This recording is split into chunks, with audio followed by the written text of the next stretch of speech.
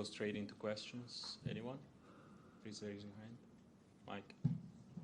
Andy, how do you feel, and how did you see that match go? Where did it get away from you? Yeah, obviously disappointed.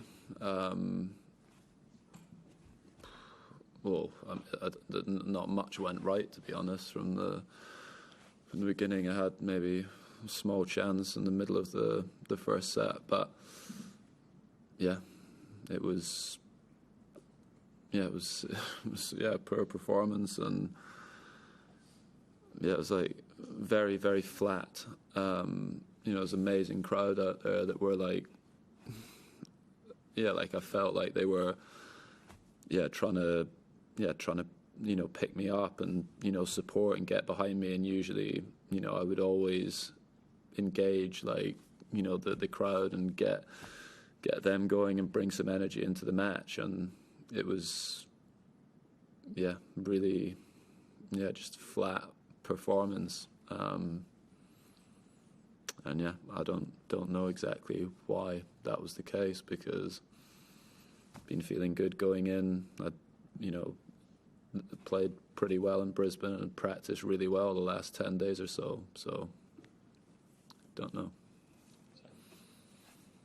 You mentioned on Friday about trying to be kinder to yourself and maybe how you are on the court. I wondered if you're looking to be calmer, can that be a difficult balance, and can it sometimes lead to being flat because you want to be controlled and then you end up being too controlled? Yeah, it's difficult because I know at times when I'm on the court, I've always got frustrated and sort of showing my emotions on the court, and there's no question at times in the last 8-10 months it's been affecting me in the matches, and at times during my career. I'm aware it's not, that side of things hasn't been perfect, but I don't know. I didn't feel like out of control on the court. I didn't feel unbelievably frustrated whilst I was playing. I was trying to just try and stay a little bit calmer, and I don't know. I don't know if that was a reason for me not playing well or not, but definitely a flat performance. And with that stuff, there is a balance to it, because I would say someone like Novak is a good example. For me to look at, he's not perfect on the court. Sometimes he will get frustrated and everything, but when he's playing the points, he's focused and intense on every single point he plays. And I think that's when I would play generally my best tennis, when it's like that. But like I said, at times the last year or so, it hasn't, it has been distracting me, during the points and everything. So something that needs to be addressed. But bizarre feeling on the court today. You did look quite emotional at the end. I'm wondering if you were emotional, and do you think that might have been a way of farewell to Melbourne? Was that something going through your mind? Well, yeah, I mean, definitely a possibility. There's definite possibility that would be the last time I play here. And I think, just probably because of how the match went and everything. I don't know, whilst you're playing the match, you're obviously trying to control your emotions, focus on the points and everything, and then when you're 1 point away from the end, it's I can't believe this is over so quickly, and like this. So in comparison to the matches that I played here last year, it's the complete opposite feeling walking off the court. Wish I involved the crowd more, or just disappointed with the way that I played and all of that stuff. So tough way to finish. And it's been sort of a long road the last few years for you, and there's a number of players here who are coming back from either serious injuries or time off and have kids. what have you learned about that sort of journey, this comeback journey, and like what sort of wisdom would you convey to someone who is attempting it in this sport? It's well, I would say it's extremely hard,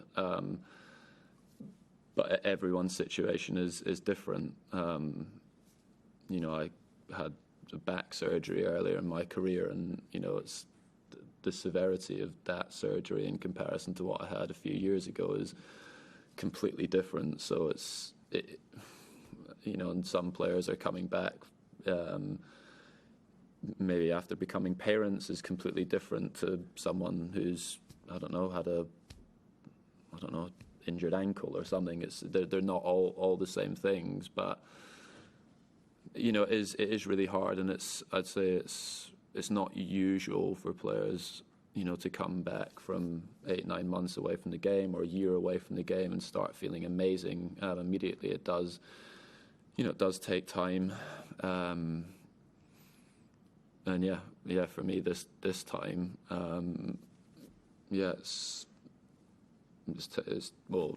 never really come back. So it's difficult to, when you've played at the top of the game, I think, to change like your perspective on how you should be performing and how you should be doing. I would have the highest expectations, and a lot of the players coming back, like Osaka's and Wozniacki's and Kerber's, you know, Rafa, you know, all of them have played right at the top of the game, and it's difficult if you come back and you're not at that same level. It's hard. And obviously, recent results haven't been what you wanted. Do you feel like the tennis you want to play, the tennis that will give you the results you want, is still in there somewhere?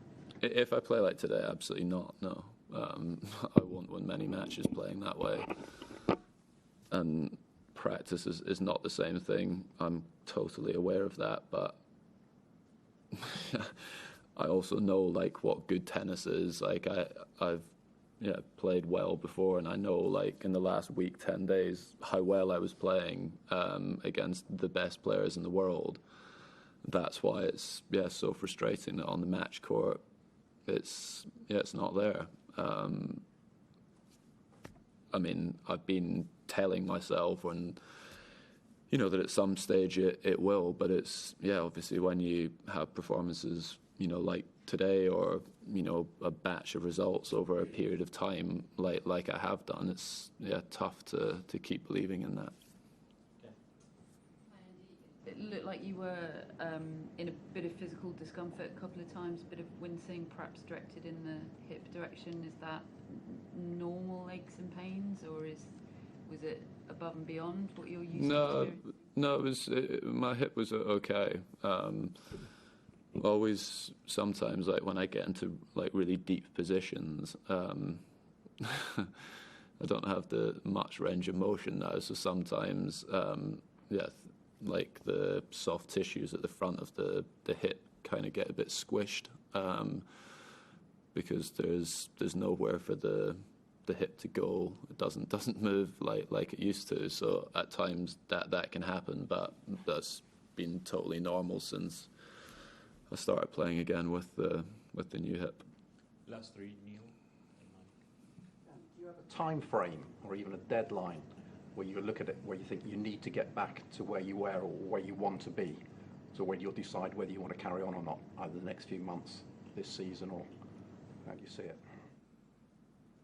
I have an idea of when I would probably like to finish, when I would like to finish playing, but like so much of that depends on, you know, how you're playing. The time frame for that narrows when you play, you know, and have results like today. I feel like Thomas is a really, really good player, and I'm fully aware of that. And you know, even if I play well today, I can still lose the match. It's just more the nature of the performance that makes you question things. And like I haven't gained in belief from today's match. That's at some stage, you know, I'm gonna start playing really well again, or you know, winning tournaments or getting to the latter stages of major events. last year was a slightly different story. I, physically held up really well against two, really good players, and yeah, it's a very different situation sitting here. So the time frame, narrows a little bit for me to, get to a level that I want to be at. Just thinking, going forward, as you assess what the next sort of month or year holds, are you going to sort of just think about it on your way home? Will you discuss it with your family or your coaching staff? I've spoken to them about it. I've spoken to my family about it. I've spoken to my team about it. They're very aware of how I feel about things, and where I would like to finish playing, and when that would be. I haven't made any definite decisions on that, but yeah, it's obviously something that I need to think about, and see exactly when that is. But I have spoken to my team about it. I've spoken to my family about it multiple times. It's not like it hasn't been something that's been on my mind. Simon, you got one? It's been covered. Cool. Thank you. Thanks. Excuse me? Sorry. Yeah. Thank you. As so often when you play, you can really sense that you have the crowd behind you, and they are really cheering for you, and they are get this massive support. And I was wondering, how does that make you feel in general, and maybe in particular on a tough day like this one? Yeah, I think that's probably the thing that, like, today I'm most disappointed about, just in terms of how I was probably on the court. Like, yeah, like the support that the crowds here over the years have given me has been unbelievable, and particularly like the last few years, it's been great. And obviously, today, they all showed up again and gave me brilliant support, and I didn't give enough. I felt like I didn't give enough back, and I'm disappointed with that, because they have helped me a lot over the years in matches here, and we're definitely there to try and do that again for me today. And I didn't use the crowd and their support to my advantage like I should have done. I'm disappointed with that.